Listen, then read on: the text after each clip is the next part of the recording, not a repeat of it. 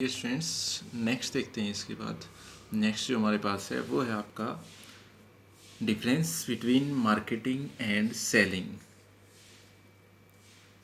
हमने मार्केटिंग का मीनिंग कर लिया है, मार्केटिंग के हमने फंक्शंस कर लिए हैं कि मार्केटिंग एक्चुअल में करती क्या क्या है, मार्केटिंग में क्या क्या आता है, मार्केटिंग में क्या क्या इंक्लूड है। इसके बाद हमारे पास आएगा कि मार्केटिंग और सेलिंग में क्या डिफरेंस है। सेलिंग का तो डायरेक्ट मीनिंग है, selling means sell something, sold something, कि कुछ भी जो कोई वस्तु है जो किसी भी विक्रेता के पास है वो बेचना। जो मार्केटिंग है, मार्केटिंग में आपका हम देख चुके हैं क्या क्या आता है, तो दोनों में डिफरेंस देखेंगे, डिफरेंस क्या क्या है। सबसे पहले अगर देखें, ये है आपका वाइडर टर्म।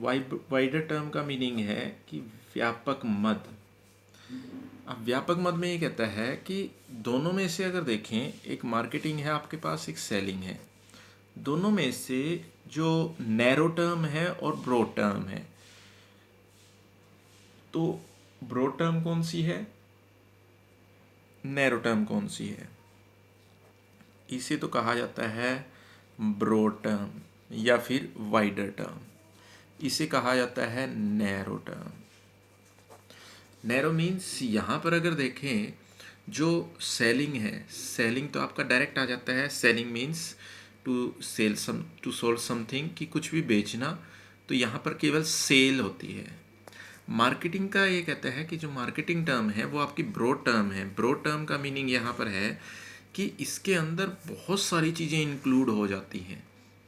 जैसे आपकी कस्टमर की, सबसे पहले जैसे कस्टमर की रिक्वायरमेंट पता लगाई जाती है, रिक्वायरमेंट क्या है, फिर उसके अकॉर्डिंग सोचते हैं कि कैसे आइटम बनाई जाए, फिर उसके बाद प्राइसिंग भी इसी के अंदर आ जाता है, वेयर हाउसिंग भी इसी के अंदर है, ट्रांसपोर्टेशन भी इसी के अंदर है, कस्टमर सेटिस्फेक्शन देखना कि कस्टमर सेटिस्फाई है या नहीं है, वो भी इसी के अंदर है। तो इसके अंदर तो बहुत सारी टर्म इसके अंदर आ जाती हैं। और एक्चुअल में अगर देखा जाए, जो सेलिंग है, सेलिंग आपका मार्केटिंग का ही पार्ट है, इसी के अंदर सेलिंग आ जाता है। तो सेलिंग तो एक नैरो या एक शॉर्ट टर्म आ जाती है, जबकि मार्केटिंग एक ब्रॉड टर्म है। कस्टमर नीड्स है जो ग्राहक है, ग्राहक की आवश्यकताएं। ये कहता है कि ये क्या है, सेलिंग तो है just transfer of ownership. Transfer of ownership का यहाँ पर मीनिंग है कि केवल जो स्वामित्व है वो हस्तांतरित करना, जो मालिकाना हक है केवल वो आपका हस्तांतरित करना। जबकि जो मार्केटिंग है, मार्केटिंग आपका ट्रांसफ़र ऑफ ओनरशिप नहीं है। मार्केटिंग का जो सेंट्रल पॉइंट है, जो केंद्र बिंदु है, वो केवल अपने कस्टमर्स की नीड्स और उनकी सेटिस्फेक्शन के ऊपर होता है। जो मार्केटिंग सेंट्रल पॉइंट है वो केवल अपने कस्टमर्स की नीड और उनकी सेटिस्फेक्शन के ऊपर होता है। उसके बाद हमारे पास जो थर्ड डिफरेंस आता है वो क्या है? थर्ड डिफरेंस आता है प्रॉफिट। अब प्रॉफिट में ये कहता है कि प्रॉफिट में दोनों में अलग क्या क्या है, यानी लाभ के थ्रू अगर देखें, लाभ के द्वारा दोनों में अंतर क्या क्या है। तो दोनों में ये कहता है कि सेलिंग का तो मेन एक ही फंक्शन होता है, टू अर्न प्रॉफिट्स, और वो भी मैक्सिमम। कि मैक्सिमम प्रॉफिट कैसे अर्न किए जा सकते हैं, इसका तो केवल एक ये पर्पस होता है। जबकि दूसरा अगर देखें, जो आपकी मार्केटिंग है, मार्केटिंग में क्या है, मार्केटिंग में प्रॉफिट है, यहाँ भी वही motto, but profit through customer satisfaction. कि यहाँ भी वही मोटो, लेकिन यहाँ पर लाभ उपभोक्ता की संतुष्टि के द्वारा कमाया जाता है, या ये कहें कि उपभोक्ता संतुष्टि पहले देखी जाती है, लाभ को बाद में देखा जाता है। तो प्रॉफिट जो है मार्केटिंग में, प्रॉफिट थ्रू कस्टमर सेटिस्फेक्शन है। और वहाँ जो सेलिंग है, सेलिंग में तो एक काम देखा जाता है केवल कि सेल कर दी जाए और मैक्सिमम सेल होगी तो मैक्सिमम प्रॉफिट अर्न कर सकते हैं। वहाँ तो बस एक ही मोटो है और यही आपका सेलिंग में फॉलो किया जाता है। Start and end of activities, जो नेक्स्ट हमारा डिफरेंस बनता है मार्केटिंग में और सेलिंग में। Start and end of activities, ये कहता है स्टार्ट एंड ये कहता है कि स्टार्ट एंड एंड मीन्स प्रारंभ और अंत, कि आपकी क्रियाओं का प्रारंभ और अंत कहाँ कहाँ होता है। तो इसके अंदर ये कहता है कि जो क्रियाओं का प्रारंभ और अंत है, जो सेलिंग है, सेलिंग आपकी प्रोडक्शन के बाद स्टार्ट होती है और सेल के बाद, यहाँ से तो स्टार्टिंग है और सेल के बाद यहाँ एंड है। यानी जो एक्टिविटीज़ हैं यहाँ से तो स्टार्ट होता है, प्रोडक्शन से तो स्टार्ट होती हैं और सेल्स पर आपकी एंड यानी सेल्स पर आपकी ख़त्म हो जाती हैं। जबकि यहाँ अगर देखें जो आपका मार्केटिंग है, मार्केटिंग में एक आइडिया से स्टार्ट होती हैं। आइडिया मीन्स कि कस्टमर को सेटिस्फाई करना है, उनके लिए एक प्रोडक्ट बनाया जाए, तो एक आइडिया से तो स्टार्ट होती हैं जो एक्टिविटीज़ हैं।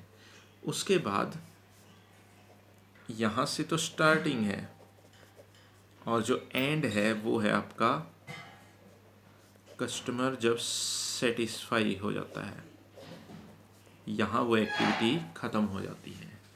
यानी ये कहता है कि जो एक्टिविटीज़ हैं, एक्टिविटीज़ अगर देखें, एक्टिविटीज़ हैं आपकी कि कोई आइडिया, जहाँ से कोई आइडिया आपके माइंड में आता है किसी बारे में, उस आइडिया के माइंड में आते ही वहाँ से तो आपकी जो एक्टिविटीज़ हैं स्टार्ट हो जाती हैं। और जहाँ सारी एक्टिविटीज़ होने के बाद जब सेल भी हो जाती है, सेल होने के बाद जब कस्टमर सेटिस्फाई हो जाता है उस प्रोडक्ट से, वहाँ एक्टिविटीज़ मार्केटिंग की सारी ख़त्म हो जाती है। उसके बाद है डिफरेंस इन इम्पोर्टेंस। अब डिफरेंस इन इम्पोर्टेंस यानी कि जो इम्पोर्टेंस, इसका जो महत्व है, महत्व में क्या अंतर है। अब महत्व में अंतर क्या है कि यहाँ तो केवल सेलर को इम्पोर्टेंस दी जाती है। अब सेलर को इम्पोर्टेंस क्यों मिल रही है? सेलर को इम्पोर्टेंस इसलिए मिल रही है क्योंकि सेल कौन कर रहा है? फाइनली सेलर कर रहा है। अब सेलर कर रहा है तो इम्पोर्टेंस किसे मिलेगी? वो सेलर को ही मिलेगी। तो सेलर को इम्पोर्टेंस दी जाती है। नेक्स्ट अगर देखें उसके बाद नेक्स्ट क्या है? नेक्स्ट अगर देखें यहाँ है आपके पास, ये क्या है आपका? ये है आपका मार्केटिंग। मार्केटिंग में अगर देखें, मार्केटिंग में क्या है आपका? मार्केटिंग में केवल एक चीज़ को इम्पोर्टेंस दी जाती है, ये है आपकी कस्टमर सेटिस्फेक्शन को। यहाँ तो सेलर सेटिस्फाई होना चाहिए, सेलर की सेटिस्फेक्शन को इम्पोर्टेंस है, यहाँ कस्टमर सेटिस्फाई होना चाहिए। आ गया दोनों के अंदर डिफरेंस। यहाँ तो आपका सेलर सेटिस्फाई होना चाहिए, यहाँ आपका कस्टमर सेटिस्फाई होना चाहिए।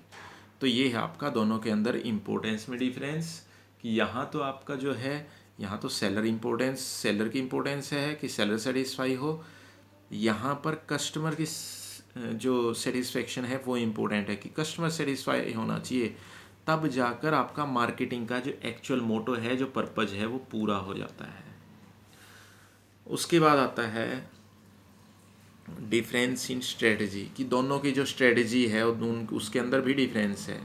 स्ट्रेटजी में डिफरेंस क्या है कि इसमें अगर देखें जो आपकी सेलिंग है, सेलिंग के अंदर केवल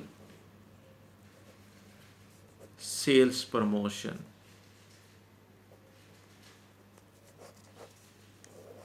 ये है आपका स्ट्रेटजी। क्या है कि यहाँ तो केवल सेल्स प्रमोशन के ऊपर कंसंट्रेट किया जाता है। उसके बाद यहाँ जो है आपके पास, यहाँ सारी चीज़ों के ऊपर कंसंट्रेट किया जाता है, प्रोडक्ट के ऊपर भी, प्रमोशन के ऊपर भी, प्राइस के ऊपर भी, और एट लास्ट डिस्ट्रीब्यूशन के ऊपर भी। कि यहाँ तो केवल सेल्स के ऊपर, सेल्स प्रमोशन के ऊपर कंसंट्रेट करते हैं। यहाँ क्या है, यहाँ जो मार्केटिंग है, मार्केटिंग में प्रोडक्ट के ऊपर भी कंसंट्रेट किया जाता है। जो स्ट्रेटजी होती है उसके अंदर कि प्रोडक्ट बेटर बने, प्रोडक्ट की क्वालिटी बेटर हो, बहुत अच्छा हो, प्रोडक्ट से कस्टमर सेटिस्फाई हो। उसके बाद प्रमोशन के ऊपर भी देखा जाता है कि जो प्रमोशन है, प्रमोशन मीन्स जो प्रोडक्ट की प्रमोशन है, प्रमोशन भी अच्छी तरह से हो ताकि कस्टमर्स को इन्फॉर्मेशन मिले और फिर वो इसको परचेज़ करें। प्राइस भी रीज़नेबल रखना है, ये स्ट्रेटजी भी होती है। और डिस्ट्रीब्यूशन की फाइनली प्रोडक्ट जो है कस्टमर्स तक डिस्ट्रीब्यूट कैसे हो, कैसे पहुँचे, तो ये आपकी मार्केटिंग की यहाँ पर स्ट्रेटजी आती है। तो यहाँ अगर देखें टोटल हमने 6 डिफरेंस किए हैं, तो 6 के 6 डिफरेंस आप अच्छी तरह से कर सकते हैं। एक बार 6 के 6 डिफरेंस करने के बाद फिर आपके यहाँ पर जो डिफरेंस है, difference between marketing and selling, वो आपका यहाँ पर ख़त्म हो जाता है। तो ये आप अच्छी तरह से कर सकते हैं, difference between marketing and selling.